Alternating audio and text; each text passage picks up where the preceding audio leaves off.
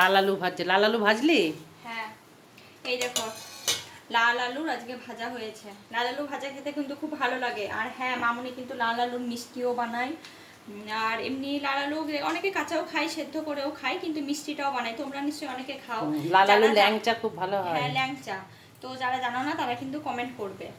আর আরেকটা কথা তোমাদের বলে রাখি যে আমরা তো মানে প্রত্যেকদিন একটা মানে আমরা চেষ্টা করি যে আমরা যেগুলো রান্নাগুলো করি তার মধ্যে একটা কিছু নতুন রাখার।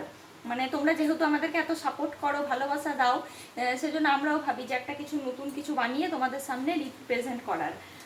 ঘরোয়া রান্নাই তো হয়।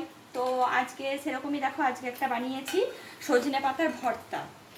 এখানে কিছুটা পেঁয়াজ বাটাও দিয়েছি আর কিছুটা দেখো বেরেস্তা করে রেখেছি। এটা এই যে রসুন পেঁয়াজ সব ভেজে নিয়েছি আমি, করলাম। এই বৌমা দুদিন রান্না করতে পারছে না, ছেলেটা মানে একটু ঝুঁক নিচ্ছে। হ্যাঁ, সকাল দিকটা খুব ওর মানে একটু সময় লেগে যায় ওর দিকেই।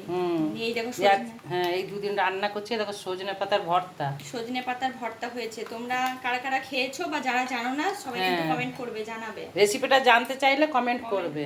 হ্যাঁ, খুব ভালো হয় খেতে। আর আমরা যে সবজিগুলো রান্না করি সেই সবজি দিয়েই তোমরা যদি অন্যরকম কিছু রান্না জানো বা রান্না বাড়িতে করো, সেটাও কিন্তু কমেন্ট করে জানাবে যে আমরা এই সবজিটা দিয়ে এই রান্না করি।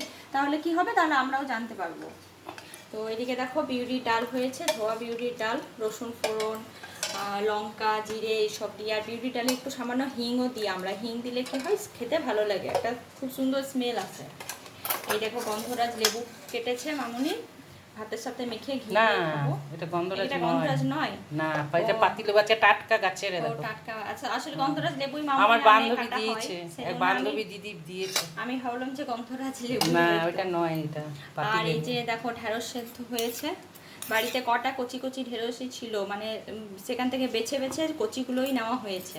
কচি ঢেঁড়স মাখায় দেখবে ভালো। একজন বলেছিল লাল আলু দিয়ে, লাল নয় সরি, আলু দিয়ে মাখতে, কিন্তু মেখেছিলাম, আমাদের সেরকম খুব একটা ভালো লাগেনি। না, শুধু ঢেঁড়স মাখাটাই খেতে, শুধু ঢেঁড়স মাখাটাই ভালো লাগে খেতে। আর এই যে দেখো মাছের মাথা দিয়ে লাউয়ের তরকারি হয়েছে। মাছের মাথা দিয়ে লাউ করেছি লঙ্কা আর জিরে ফোড়ন দিয়ে। আর হয়েছে এখানে পটলের ডালনা। এই যে দেখো পটলটা একটু মানে চাপ চাপ রেখেছি, মাখো মাখো রেখেছি, যাতে ডাল হয়েছে। একটু নিরামিষ, এটা পেঁয়াজ রসুন নয়। নিরামিষ। পটলের যে কোনো কিছুই আমরা তরকারি করি বা যাই কিছু করি, পটলটা কিন্তু নিরামিষই করি, পেঁয়াজ রসুন দিই না। না, পেঁয়াজ রসুন কখন দিই, যদি চিংড়ি মাছ দিই তখন একটু পেঁয়াজ রসুন করলে পেঁয়াজ রসুন দেওয়া। আর এই যে আম, এখন তো আম তো আছে, এই আমগুলো কেটে নেব ব্যাস। আর এই যে এখানে ভাত আছে, একদম পুরো সাদা ভাত। তো আজকে এইগুলোই আমাদের মেনু। অনেক নতুন নতুন বন্ধুরা এসছো, খুব ভালো লাগছে। সবাই আমাদের শাশুড়ি বৌমাকে সাপোর্ট করো, আমরাও তোমাদেরকে সাপোর্ট করব। হ্যাঁ, এতে কি হবে, আমরা উৎসাহিত পাবো যে আরো আরো ভিডিও তোমাদেরকে বা আরো কিছু নতুন নতুন তোমাদের জানাতে পারবো, আমরাও জানতে পারবো। তোমরাও কিছু যদি জানো সেটা আমাদেরকে বলবে, আমরাও জানতে পারবো নতুন নতুন রান্না। সবাই ভালো থেকো, সবাই সুস্থ পাশে থাকবে। টাটা।